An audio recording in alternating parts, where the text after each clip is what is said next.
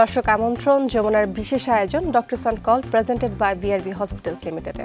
আপনাদের স্বাস্থ্য বিষয়ক নানান প্রশ্ন আর সেসবের তাৎক্ষণিক সমাধান নিয়ে আমাদের এই আয়োজন। আপনাদের সাথে পুরো আয়োজন জুড়ে সাথে থাকছি আমি ডাক্তার সিদ্রা ইকবাল। আমাদের এই আয়োজনে থাকছেন দেশবরণ্য আর আধুনিক চিকিৎসা বিজ্ঞানে দক্ষ চিকিৎসকরা। আজ আমাদের আলোচনার বিষয় রমজানে মানসিক স্বাস্থ্য। আলোচনার জন্য আমাদের সাথে অতিথি হিসেবে আছেন ডাক্তার নাঈম আক্তার আব্বাসী, মনোরোগ বিশেষজ্ঞ, পাবনা মানসিক হাসপাতাল। আমাদের বিশেষজ্ঞ চিকিৎসকের পরামর্শ পাওয়ার জন্য ফোন করুন 982405 নাম্বারে। আপনাকে স্বাগত জানাচ্ছি ডক্টরস অন কলে। ধন্যবাদ ডাক্তার সিদ্রা আমাকে আজকে ডক্টরস অন কল এই অনুষ্ঠানে আমন্ত্রণ জানানোর জন্য, এবং এরই সাথে যমুনা টেলিভিশন কর্তৃপক্ষকেও আমি ধন্যবাদ জানাচ্ছি। অত্যন্ত গুরুত্বপূর্ণ একটি বিষয় রমজানে মানসিক স্বাস্থ্যতে কী করণীয়, এবং আমরা আসলে রমজান এবং ঈদ উল ফিতর এ ধরনের যখন উৎসব আসে তখন মানসিক স্বাস্থ্যের বিষয়টা আসলে আমরা ভুলেই যাই। এবং তারই সাথে আরেকটা কথা বলতে চাই যে শারীরিক যে বিষয়গুলো রয়েছে তা নিয়ে কিন্তু আমরা অনেক আলোচনা করতে চাইলেও বা করতে পারলেও মানসিক স্বাস্থ্য নিয়ে আসলে তেমন খোলামেলা কথাবার্তা আমরা বলি না, এবং বিশেষ করে মনোরোগ বিশেষজ্ঞদের কাছে আমাদের যেতেও কিন্তু দ্বিধাগ্রস্ত হয় যে আসলে কি আমরা যাব মানসিক একটা স্টেট, আমি কি পাগল নাকি, এই ধরনের কথা কিন্তু অনেকটাই মাথায় চলে আসে, এবং তা থেকে কিন্তু তারা আসলে যেতে ইচ্ছুক হন না।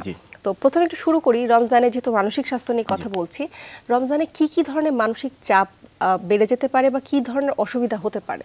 আচ্ছা, প্রথমে আমি দর্শকদেরকে রমজানের শুভেচ্ছা জানাচ্ছি। রমজানে যে সমস্যাগুলো হয়, যে মানসিক চাপ আপনি যেটা বললেন, যে প্রথম কথা হচ্ছে রমজানে হচ্ছে এটা সিয়াম সাধনার মাস, সংযমের মাস। আমরা একটা পরিশুদ্ধির মধ্য দিয়ে এই মাসে আমরা যাই আর কি। তো এই মাসে কিন্তু অনেকগুলো চাপ আমাদের উপর থাকে, বিশেষ করে যাদের একটু সামর্থ্য আছে তাদের মধ্যে যেটা দেখা যায় কি, যে আপনি বলছিলেন অনুষ্ঠান শুরুর আগে যে কেনাকাটার একটা চাপ থাকে, খরচের একটা চাপ থাকে।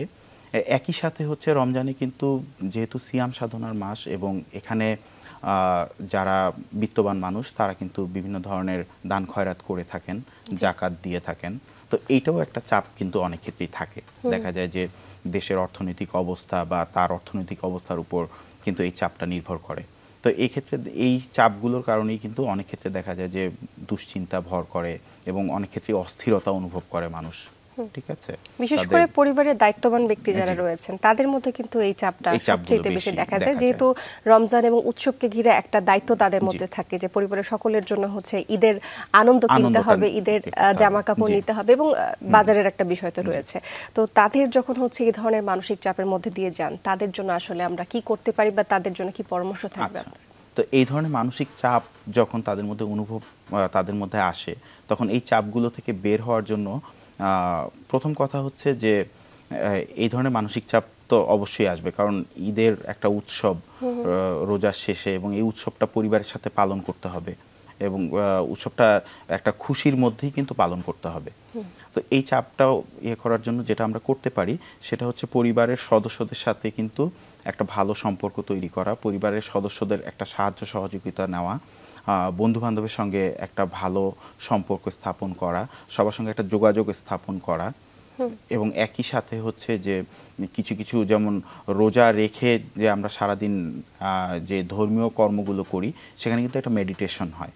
সেই মেডিটেশনটাও কিন্তু এখানে অনেকটা উপকারী হিসেবে কাজ করে। আমরা সাধারণত এটাকে মাইন্ডফুলনেস বলে থাকি। এটাও কিন্তু অনেক ক্ষেত্রে চাপ কমাতে সহায়তা করে। এবং একই সাথে যে এর আগেও আমি বলেছি যে কিছু রুটিন, সবসময়ই হচ্ছে কিছু রুটিনের মধ্যে থাকা, একটা নিয়মের মধ্যে থাকা, সেটাও কিন্তু চাপ থেকে বের হতে অনেক ক্ষেত্রেই সহায়তা করে। আচ্ছা, যাদের এই ধরনের সমস্যা হয়ে থাকে তাদের মধ্যে দুশ্চিন্তা কিন্তু সবচেয়ে বেশি থাকে, এবং কমন যে কমপ্লেইন থাকে সেটা হচ্ছে ঘুম না হওয়া, বা দুশ্চিন্তা থেকে কিন্তু ব্লাড প্রেশারও হাই হয়ে যেতে পারে, ব্লাড সুগারও হাই হয়ে যেতে পারে।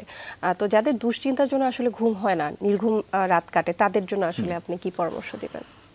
দুশ্চিন্তার কারণে যদি ঘুম না হয়, প্রথম কথা হচ্ছে যে যেই দুশ্চিন্তাগুলো আসছে, এই দুশ্চিন্তাগুলো নিয়ে প্রথমে দেখতে হবে যে এই দুশ্চিন্তাটা কেন আসছে, কি কারণ, এটার পিছনে কি কোনো ধরনের, যে এটা কি কোনো রোগের কারণে আসছে, অ্যাংজাইটি ডিসঅর্ডারের কারণে আসছে, কিংবা প্যানিক কোনো অ্যাটাকের কারণে আসছে, নাকি অন্য কোনো কারণে আসছে, নাকি কোনো বিষণ্ণতা বা আপনার হচ্ছে ডিপ্রেশন থেকে এই ধরনের সমস্যাগুলো হচ্ছে। বা অনেক ক্ষেত্রে দেখা যায় যে আদার কিছু প্রবলেম থাকতে পারে, যেমন তার হয়তোবা আগে থেকেই কোনো মানসিক সমস্যা থাকতে পারে, সেটা থেকেও কিন্তু দুশ্চিন্তা আসতে পারে।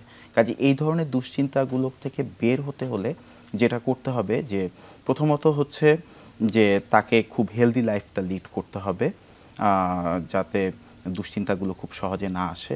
এই দুশ্চিন্তাগুলোকে যদি অ্যাভয়েড করা যায় বা দুশ্চিন্তাগুলো থেকে যদি বের হওয়ার কোনো উপায় তাকে নিজে থেকেই কিন্তু দেখতে হবে যে দুশ্চিন্তাগুলো থেকে বের হওয়ার কী কী ধরনের উপায় আছে। এবং কোনো কোনো ক্ষেত্রে যদি দেখা যায় যে এমন অবস্থা তৈরি হচ্ছে যে সে এটা থেকে একেবারেই বের হতে পারছে না, তখন অবশ্যই কিন্তু বিশেষজ্ঞের সহায়তা নেওয়া প্রয়োজন। এবং কাউন্সেলিং এর একটা প্রয়োজনীয়তা রয়েছে এখানে একটা বড় ধরনের। জি, এবং দর্শকদের উদ্দেশ্যে বলতে চাই কাউন্সেলিং আসলে হেল্প করে মানুষকে, অনেকটা হেল্প করে। এবং কাউন্সেলিং আসলে যারা কথা বলতে পারে না, পরিবারের সাথে বা আত্মীয়দের সাথে, বন্ধু বান্ধবের সাথে কথা বলতে তেমন স্বাচ্ছন্দ্য বোধ করে না, তারা যদি হচ্ছে একজন কাউন্সিলরের কাছে বা একজন মনোরোগ বিশেষজ্ঞের কাছে যান, তাদের কাছে যদি বিষয়গুলো খুলে বলেন, তাহলে কিন্তু অনেকটাই সেখান থেকে পরিত্রাণ পাওয়া সম্ভব হয়ে থাকে। আমরা এই বিষয়ে আলোচনা করব, সময় হচ্ছে একটি বিরতি। দর্শক আবারও স্বাগত জানাচ্ছি doctors on call presented by BRB hospitals লিমিটেডে। কথা বলছি রমজানে মানসিক স্বাস্থ্য নিয়ে। আপনারা আমাদের সাথে যুক্ত হতে পারেন, কল করুন 982405 নম্বরে। স্যার, আমরা কথা বলছিলাম আসলে যারা ওভার থিঙ্কিং করে থাকেন বা হচ্ছে দুশ্চিন্তায় ভুগে থাকেন, তাদের যেহেতু ঘুম হয় না, আপনি বললেন এটা একটা রুটিনের মধ্যে নিয়ে আসতে হবে। আর কি কি অসুবিধা হতে পারে রমজানে মানসিক স্বাস্থ্যের উপর, আর কি ধরনের চাপ হতে পারে, এবং তারই সাথে একটু জানতে চাচ্ছি কাদের ক্ষেত্রে ওষুধের প্রয়োজন আছে এবং এই ওষুধটা কিভাবে নির্বাচন করব আমরা। আচ্ছা, ঠিক আছে। রোজার সময় যেটা হয় যে যারা মানসিকভাবে অসুস্থ থাকেন, অনেক ক্ষেত্রে কিন্তু রোজার কিন্তু উপকারিতা আছে মানসিক রোগের ক্ষেত্রে। যেমন আমরা যদি দেখি যে রোজাতে আমরা যে সারাদিন ফাস্টিং থাকি, এই ফাস্টিংয়ের কারণে শরীরে কি ধরনের প্রতিক্রিয়া ঘটে। প্রথমে হচ্ছে যে শরীরের গ্লুকোজগুলো প্রথমে ব্যবহৃত হয় প্রথম ৬-৭ ঘন্টা, তারপরে কিন্তু শরীরের অন্যান্য যে প্রোটিন জাতীয় জিনিসগুলো এবং পরবর্তীতে ফ্যাট জাতীয় জিনিসগুলো কিন্তু শরীরে আস্তে আস্তে বার্ন হতে থাকে ফাস্টিং থাকা অবস্থায়। এবং এটার উপকারিতা কি, যখন ফ্যাট জাতীয় জিনিসগুলো বার্ন হতে থাকে তখন কিন্তু শরীরে কিটোন নামে একটা কিটোন তৈরি হয়, রাইট, কিটোন রিলিজ হয়, এবং ওই কিটোনটা কিন্তু তখন ব্রেনে কাজ করে। এবং এটা দেখা গিয়েছে যে এটা মানসিক রোগীদের ক্ষেত্রে যদি কিছু কিছু রোগ আছে যেমন ডিমেনশিয়া, তারপর হচ্ছে পার্কিনসন্স ডিজিজ, তারপর ইপিলেপসি, তারপর বাচ্চাদের ক্ষেত্রে অটিজম, এডিএইচডি, এইসব রোগের ক্ষেত্রে কিন্তু খুব ভালো কাজ করে। এবং এইসব রোগীদের ক্ষেত্রে এরা যদি ফাস্টিংয়ে থাকে তাহলে কিন্তু এদের অনেক ইমপ্রুভমেন্ট দেখা যায়, এটা বিভিন্ন গবেষণায় দেখা গেছে। এবং একই সাথে কিন্তু দেখা গেছে যে ব্রেনের ভিতর যে নিউরনগুলো আছে, যখন একটা মানুষ ফাস্টিং অবস্থায় থাকে তখন কিন্তু এই নিউরনগুলোর যে যোগাযোগ এটা অনেকাংশে বেড়ে যায়। আচ্ছা, এটাও গবেষণাতে কিন্তু দেখা গেছে। এগুলো হচ্ছে রমজানে রোজার একটা উপকারিতা। হ্যাঁ, এবং এগুলোর কারণে কিন্তু যে ধরনের যদি কোনো মানসিক রোগী যারা এই ধরনের রোগে ভুগে তাদের ক্ষেত্রে অনেক ক্ষেত্রে উপকার পাওয়া যায়। তবে যেসব রোগীর ক্ষেত্রে যেমন সিজোফ্রেনিয়া বা বাইপোলার মুড ডিসঅর্ডার, এইসব রোগীর ক্ষেত্রে হয়তো অতটা উপকার পাওয়া যায় না, কিন্তু তাদেরকে কিন্তু একটা রুটিনের মধ্যে নিয়ে আসা যায়। আচ্ছা, এবং সেই রুটিনের মধ্যে চলে আসলে কিন্তু তারাও কিন্তু দেখা যায় যে অনেক ক্ষেত্রেই ভালো থাকে, এবং পরিবারের সদস্যরা কিন্তু যদি তাদের সঙ্গে একটা ভালো সম্পর্ক স্থাপন করতে পারে সেক্ষেত্রে কিন্তু অনেক উপকার পাওয়া যায়। আচ্ছা স্যার, আমি একটু এডিএইচডি নিয়ে কথা বলতে চাচ্ছি। বিশেষ করে শিশুদের ক্ষেত্রে এডিএইচডিটা একটু বেশি ইদানিং হচ্ছে বৃদ্ধি পেয়েছে। তো এডিএইচডিটা আসলে কি এবং সেক্ষেত্রে কি করণীয় রয়েছে? আচ্ছা, এডিএইচডিটা হচ্ছে সাধারণত শিশুদের হয়ে থাকে, এবং এটা 5 বছর বয়স থেকে শুরু করে প্রায় 15-16 বছর বয়স পর্যন্ত কিন্তু এডিএইচডিটা থাকতে পারে। ঠিক আছে, এটাকে বাংলায় যদি আমরা বলি যে অতি চঞ্চলতা। আচ্ছা, অতি চঞ্চলতা রোগ। এবং এই রোগের রোগীদেরকে, এই রোগের বাচ্চা যারা থাকে এরা কখনোই স্থির হয়ে এক জায়গায় বসতে পারে না। দেখা যাবে যে ও কোথাও গিয়েছে, ও 2 সেকেন্ডও এক জায়গায় বসতে পারছে না, এটা ধরছে ওটা ধরছে। এবং আমাদের চেম্বারে যখন এই ধরনের পেশেন্টরা আসে, এই ধরনের বাচ্চারা আসে, ওদেরকে আমরা যখন বসতে বলি, ওদেরকে আমরা যখন কোনো একটা খেলনা দিই, ওরা দেখা যায় কি যে ওরা ওইটা রেখে আরেকটা নেয়, হয়তো স্ট্রেট ওটা টান দিচ্ছে, হয়তো কলমটা, একেবারে স্টেবিলিটি কম থাকে। হ্যাঁ, এবং ওদের মনোযোগটা কম থাকে, কনসেন্ট্রেশন খুব কম থাকে। এই ধরনের রোগীদের যে কারণগুলো, এই ধরনের মানসিক রোগের, এগুলো মাল্টিফ্যাক্টোরিয়াল হয়, যে অনেকগুলো ফ্যাক্টর কাজ করে। এখানে জেনেটিক ফ্যাক্টর আছে, ফ্যামিলিয়াল ফ্যাক্টর আছে, এনভায়রনমেন্টাল ফ্যাক্টর আছে, কেমিক্যাল ফ্যাক্টর আছে, বডির যে নিউরোট্রান্সমিটারগুলো আছে এগুলো ফ্যাক্টর আছে। কাজেই মানে এক কথায় আসলে এটা বলা মুশকিল। তবে আমি একটা ছোট প্রশ্ন করতে চাই। আমি শুনেছি এডিএইচডিটা যদি সেই মানে অলরেডি তার এডিএইচডি আছে এবং সেই শিশু যদি হচ্ছে অতিরিক্ত চকলেট খাওয়া বা সুগার জাতীয় খাবার বেশি খেয়ে থাকে, সেখানে নাকি তার এই যে অতিরিক্ত চঞ্চলতা এটা আরো বেড়ে যায়। এটা সঠিক শুনেছেন যে এটা অবশ্যই সঠিক যে যদি স্যার, আমি আরেকটু এবার জানতে চাইছি ডিমেনশিয়ার পেশেন্টদের বিষয়ে একটু জানতে চাই। এবং অবশ্যই এডিএইচডি বিষয়ে যে কথাটা বললাম সেক্ষেত্রে কিন্তু সুগারটা একটু তাদের জন্য কাট করে দিতে হবে, এটা আমরা একটু জানিয়ে রাখতে চাই। এবার একটু ডিমেনশিয়ার পেশেন্টের কথা বলতে চাচ্ছি। অবশ্য ডিমেনশিয়া রোগটা বয়োজ্যেষ্ঠ রয়েছেন তাদের জন্য বিশেষ করে হয়ে থাকে, তবে এখন তরুণদের মধ্যেও কিন্তু ডিমেনশিয়া বিষয়টা চলে আসছে। একটু ডিমেনশিয়ার ব্যাপারে জানতে চাচ্ছি, ডিমেনশিয়াটা আসলে হ্যাঁ, আসলে ডিমেনশিয়াটা তো মূলত হচ্ছে বয়স্ক ব্যক্তিদের রোগ। সাধারণত 60-এর পরে যাদের বয়স, আস্তে আস্তে বয়সটা যত বাড়তে থাকে আমাদের ব্রেনের ক্যাপাসিটি কমতে থাকে, এবং আমরা রোগীদেরকে খুব সহজ ভাষায় যেটা বলি যে ব্রেনটা আস্তে আস্তে শুকিয়ে যাচ্ছে, ঠিক আছে, ব্রেনটা ছোট হয়ে যায়। তো এক্ষেত্রে দেখা যায় যে এটা একটা এজিং প্রসেস, বয়স বার্ধক্যজনিত কারণে হয়। হ্যাঁ, তবে সবার ক্ষেত্রে যে হবে তা না, বেশিরভাগ ক্ষেত্রেই হতে পারে।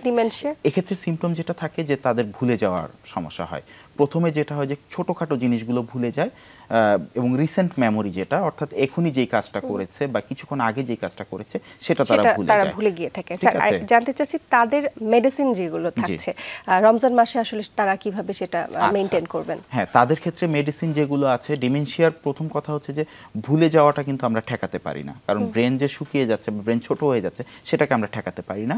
তবে এইটার কারণে তারা বিভিন্ন ধরনের অস্বাভাবিক আচরণ করে, সেটাকে আমরা প্রিভেন্ট করি। আর ব্রেনটা যেন মানে তার স্মরণ শক্তি যেন আর কমে না যায় সেটা ঠেকানোর জন্য আমরা কিছু ওষুধ দিই। স্যার, আমি ডিমেনশিয়া নিয়ে প্রশ্ন করব, সময় হয়ে গেছে আরেকটি বিরতি, তারপর আবার ফিরছি আমি ডিমেনশিয়া নিয়ে আলোচনায়। দর্শক, আবার স্বাগত জানাচ্ছি doctors on call presented by BRB hospitals লিমিটেডে। কথা বলছি রমজানে মানসিক স্বাস্থ্য নিয়ে।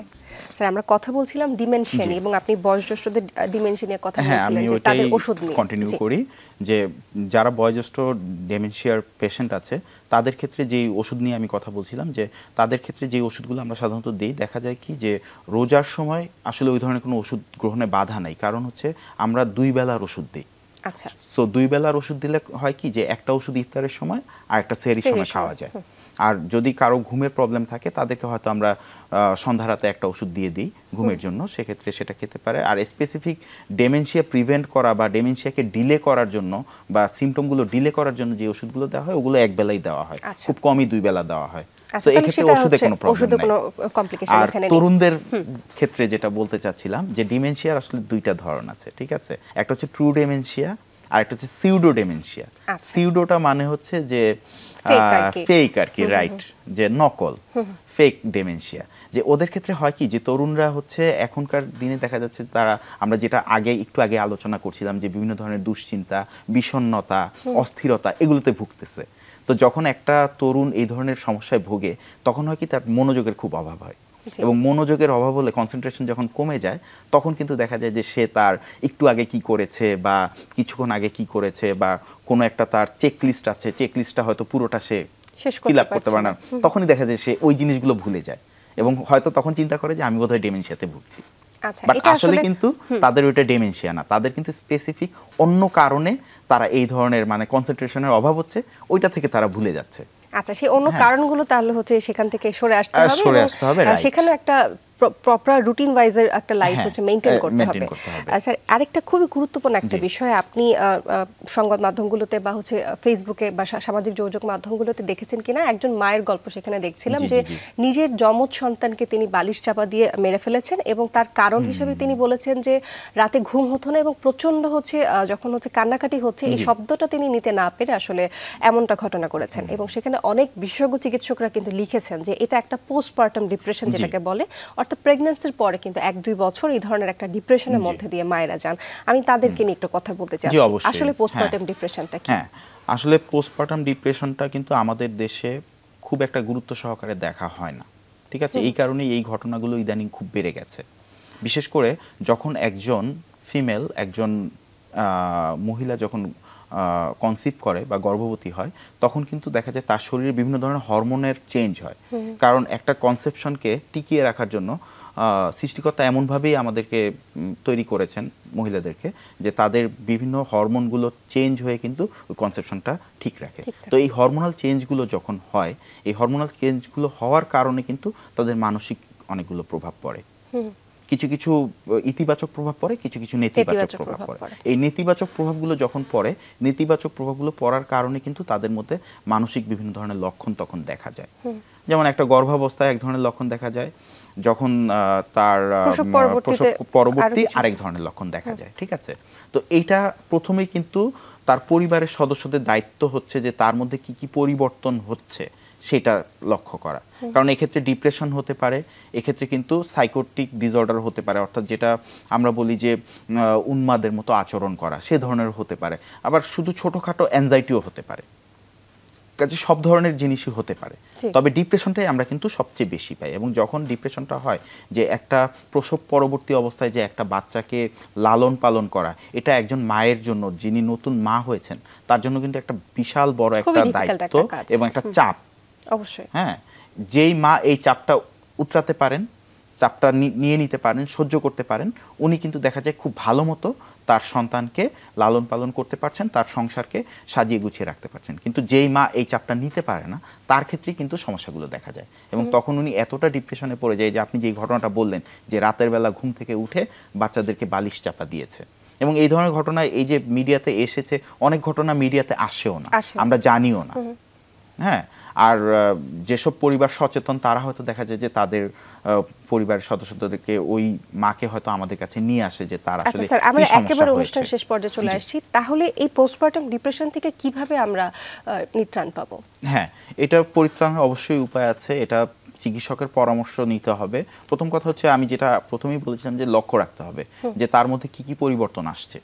হ্যাঁ, তার মধ্যে যদি পরিবর্তন দেখা যায়, যে সে খিটখিটে হয়ে গেছে, সে কোনো কাজ ঠিকমতো করতে পারছে না, সে হয়তো খুব একা হয়ে গেছে, চুপচাপ হয়ে গেছে, বা কোনো কোনো ক্ষেত্রে যদি সাইকোটিক আচরণ করে, যে সে অতিরিক্ত কথা বলছে, উল্টাপাল্টা আচরণ করছে, হ্যাঁ, তার যারা হচ্ছে তার স্বামীর সঙ্গে অন্য সন্তানদের সাথে সে অন্যরকম আচরণ করছে, পরিবারের একটা সাপোর্টের খুবই দরকার আছে। এবং এই সময় এবং বলতে চাই, এবং যারা পরিবারে রয়েছেন, তারা কিন্তু অনেক ক্ষেত্রে এখানে বিভ্রান্তির শিকার হন। তারা বলে থাকেন যে ভূতে বশ করেছে, জিনে বশ করেছে, এই ধরনের কথা কিন্তু তারা বলে থাকেন। তবে এটা একটা খুবই স্বাভাবিক একটা স্টেট, এবং যদি আমরা মনোরোগ বিশেষজ্ঞের কাছে নিয়ে যেতে পারি, কাউন্সেলিং প্রপারলি করতে পারি, এবং পারিবারিক একটা সাপোর্ট যদি থাকে, তাহলে এখান থেকে বেরিয়ে আসা সম্ভব।